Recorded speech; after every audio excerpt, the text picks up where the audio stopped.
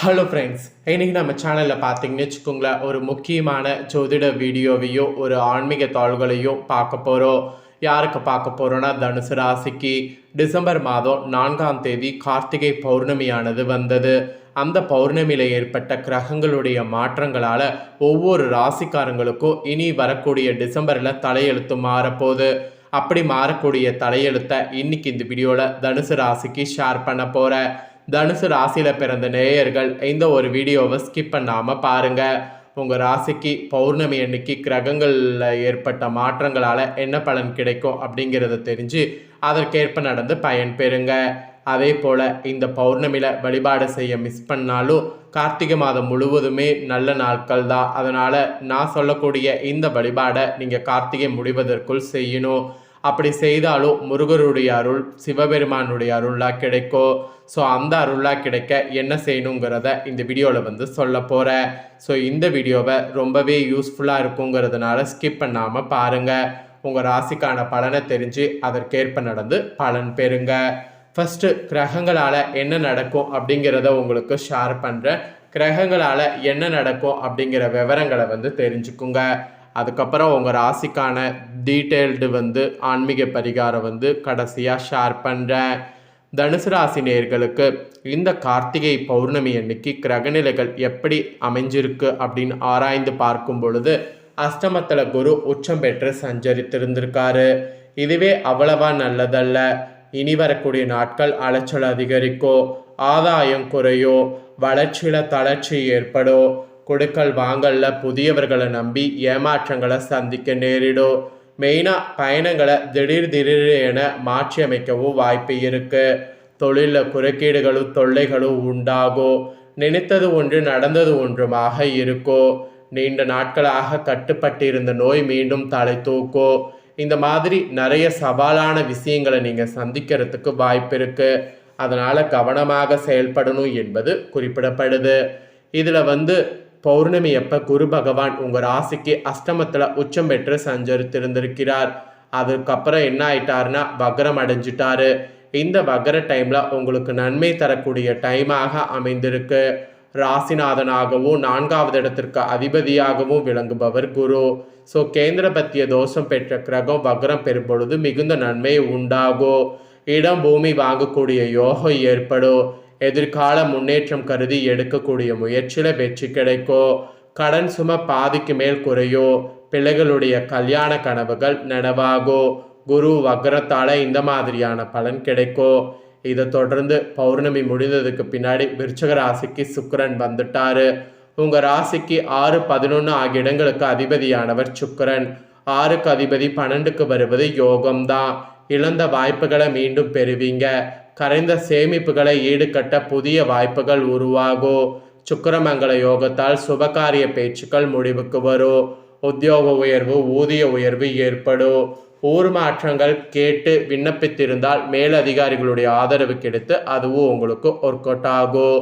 அப்புறம் இந்த கிரகத்தை தொடர்ந்து பௌர்ணமி முடிந்ததுக்கு பின்னாடி உங்கள் ராசிக்கு செவ்வாயும் வர இருக்கிறாரு. உங்கள் ராசிக்கு 5, 12 ஆகிய இடங்களுக்கு அதிபதியானவர் செவ்வாய். பூர்வ புண்ணியஸ்தானாதிபதியான அவர் உங்கள் ராசிக்கு வரும்பொழுது எதிர்பார்ப்புகள் நிறைவேறும். இல்லம் தேடி நல்ல தோள்கள் சேரும். வாகன மாற்றம் செய்ய முன்வருவீங்க. வீடு கட்டலாமா அல்லது கட்டிய வீடாக விலைக்கு வாங்கலாமா என்று சிந்திப்பீங்க.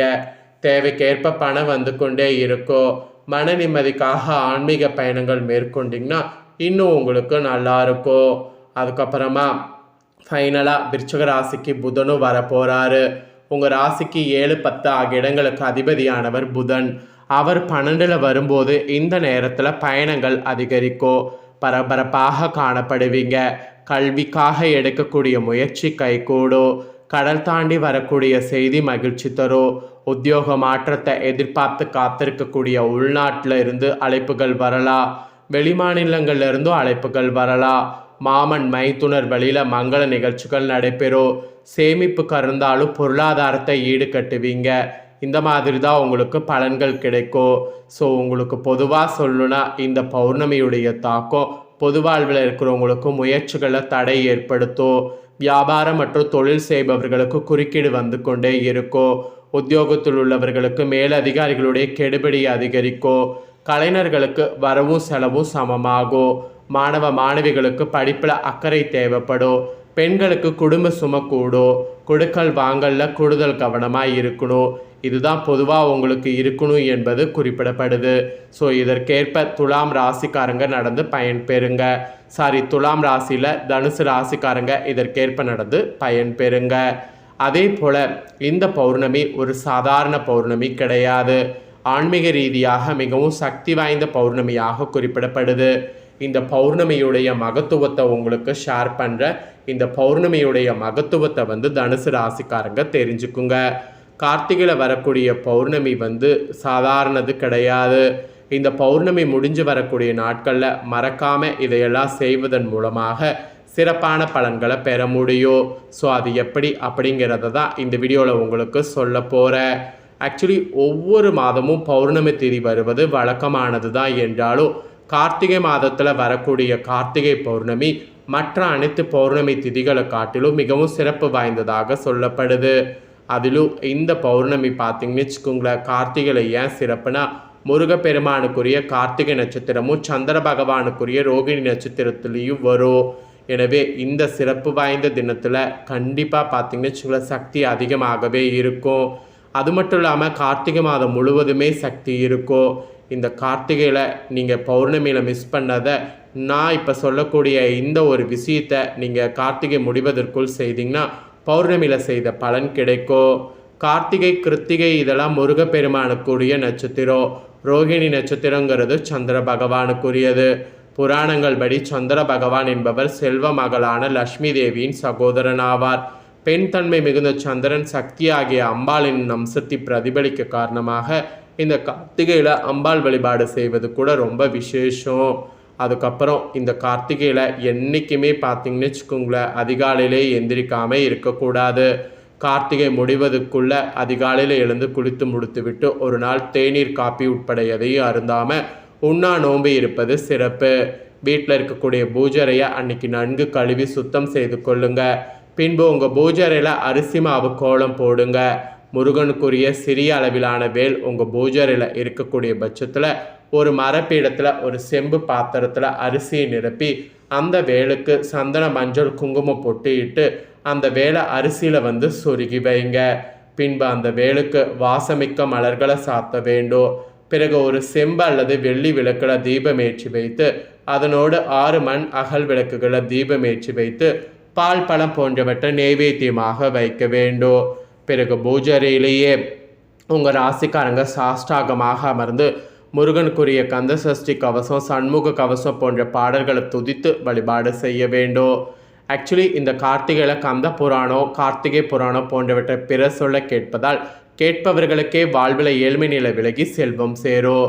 அதனால் இந்த கார்த்திகையை மிஸ் பண்ணிடாதீங்க.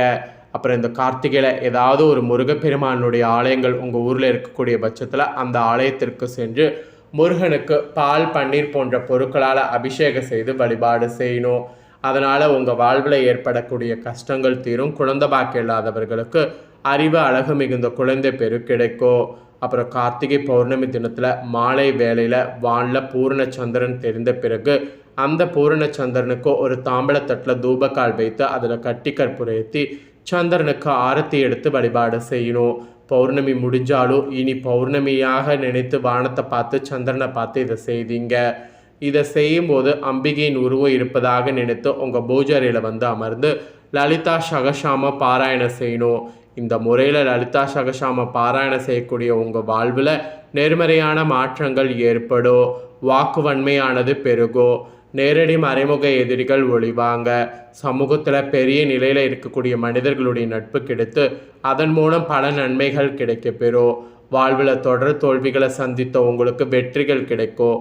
நான் சொன்ன முறையில் கார்த்திகை முடிவதற்குள்ள கார்த்திகை பௌர்ணமி போனாலும் அதை நினைத்து நீங்கள் வழிபாடு செய்வதால் முருகப்பெருமான் அம்பிகை ஆகிய இருவரின் முழுமையான அருளையும் பெற முடியும். அதனால் நீங்கள் கண்டிப்பாக வழிபாடு செய்யுங்க. ஸோ இந்த வீடியோவை இப்போ நீங்கள் பார்த்து முடித்த உடனே இதை லைக் பண்ணி உடனே உங்கள் ஃப்ரெண்ட்ஸ் ஃபேமிலிக்கு ஷேர் பண்ணுங்கள். உங்கள் ஃப்ரெண்ட்ஸ் ஃபேமிலியில் இருக்கிறவங்களும் தனுசு ராசிக்காரங்க இந்த முக்கியமான தாள்களை இந்த வீடியோ மூலிமா தெரிஞ்சு இதற்கேற்ப நடந்து பலன் பெறட்டும்.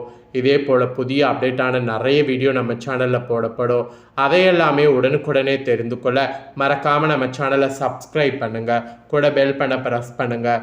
அதை நீங்கள் பண்ணிட்டீங்கன்னா இனி நான் போகிற மற்ற அப்டேட்டான எல்லா வீடியோஸும் உடனுக்குடனே தெரிந்து கொள்ளலாம். ஸோ மறக்காமல் பண்ணுங்கள். நெக்ஸ்ட்டு இதே போல் சுவாரஸ்யமாக வேறொரு வீடியோவில் உங்களை சந்திக்கிறேன். சப்ஸ்கிரைப் பண்ணி பெல் பண்ண ப்ரெஸ் பண்ணுங்கள். நன்றி.